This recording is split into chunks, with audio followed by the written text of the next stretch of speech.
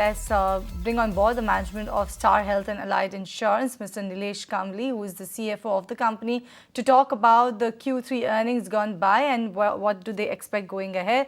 Very good morning, sir. Thank you so much for joining us on ET Now. And Star Health's agency growth has actually been has continued to be slow in Q3 as well, with the channel growing by about 16% versus 17% in Q2 versus, and if you compare that in the preceding quarter as well, that's 20% in Q1.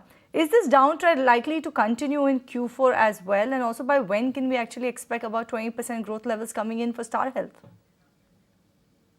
So the decline in growth is by design and choice. We continue to focus on quality business with a. So we have made certain changes. We are focusing on quality business. We are likely to grow in line or higher than the market growth rate for the short term and medium term as well. Very good morning, Mr. Kambli. This is Shrishti also joining in. But just wanted to understand if is this a conscious call to lower your volume growth to foster the higher profitability? See, basically, yes. The approach is to ensure that the business that we are underwriting continues to be profitable. We just don't want to grow for the sake of growth rate. There are certain geographies, there are certain categories like the portability segment where the loss ratio is very, very high. So we don't want to do something just for the sake of growth. About your long-term loss ratios, they were actually higher than the company's target, about 63 to 65%. Could you give us a guideline as to by when, or sorry, timeline, I beg your pardon, by when do you see it coming down?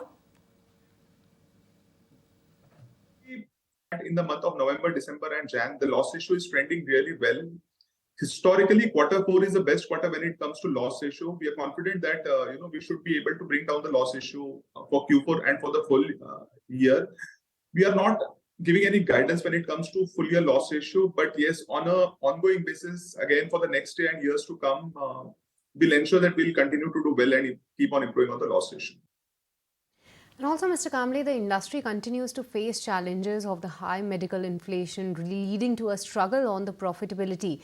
Now, this is despite an increase in your tariffs. So where is this headed? Any further price hikes on the cards, and by how much? And what would be the impact on the margins as well? So when it comes to Star Health, we had taken a price increase in our flagship product, which is Family Health Optima. That is going on really well. When it comes to other products, we continue to evaluate the portfolio reduced for Star Health. So there are various steps which we are taking. The preferred hospital networks that we have created, we have negotiated rates which are very, very good. So while the medical inflation is higher, when it comes to Star Health, because of the volumes at which we operate, we are able to manage it very well. And going ahead, on an ongoing basis, we'll continue to bring in efficiencies when it comes to claim settlement. Right, the management actually rolled out change in the incentive structure for agency channel in Q2. Is this exerting any pressure on your business by any chance? And also any price revisions that are impending right now? See, not really. As a thought leader and as a market leader, we continue to experiment when it comes to various options. We had evaluated certain schemes to the agents. We have tweaked those schemes. The output has been really good. The agents are also ensuring that it's not only about growth, but it is about quality of the business and a long-term sustainable business model. So unless there are profits, that business that you have written is not useful. So everyone is understanding the importance of quality business, and that's our objective. So that's taken up really well by the market. And yes, we continue to make some tweaks to ensure that we grow a quality business. And also, Mr. Kambli, the analysts expect the digital and the banker to contribute significantly to the new business going forward. What is the strategy here, and how much could these segments contribute going forward?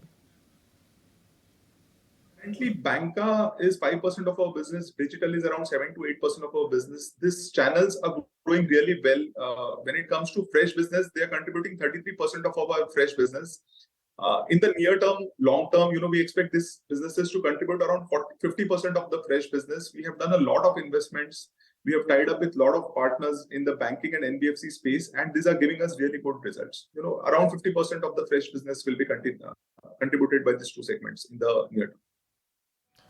All right, Mr. Kambli, we'll leave it there. Thank you so much for joining us on ET Now to talk about Star Health's performance in the quarter gone by and the way forward coming in for the company. And that was Nilesh Kambli, who is the CFO at Star Health.